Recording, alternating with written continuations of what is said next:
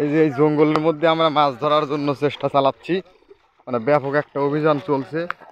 এই যে বেটা রোজা রেখে এই যে ঘোড়ার মতো টকবক টকবক করে ছুটেছে। এই যে খেয়াও দিয়ে দিছে অলরেডি। হ্যাঁ,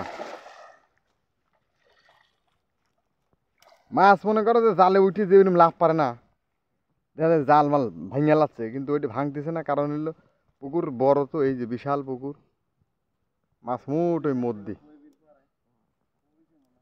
হ্যাঁ, তারপরেও চেষ্টা চালাচ্ছে। না, উঠবি, ধৈর্য ধরো।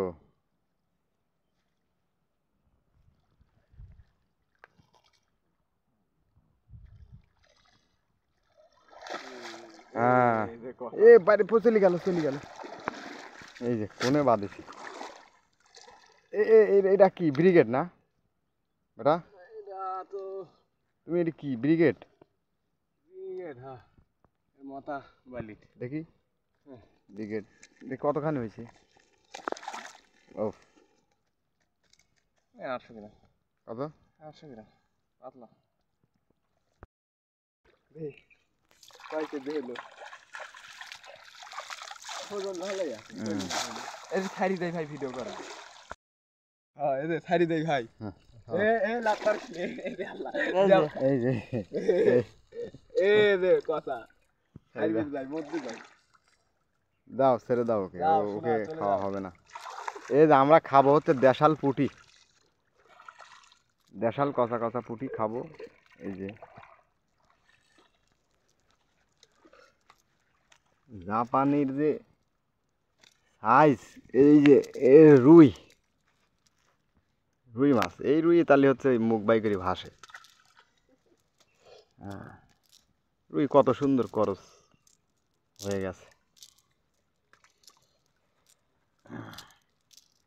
কাতল উঠেছে দেখতেছি একটা বেটা। কাতল গেনে পোনা দিছিলেন?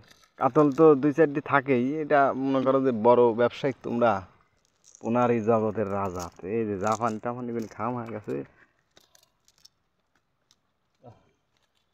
একদম ভরপুর চিংড়ি ফেটলি। ইসি জাপানি গুনি যে মরে যাচ্ছে, এনে তো আর ধ্বংস করে দিচ্ছে আমরা।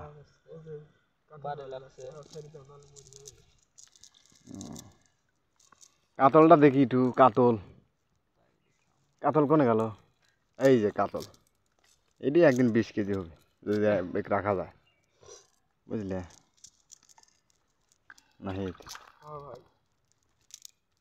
মেলা মাছ তুলেছ? ধন্যবাদ তোমাকে।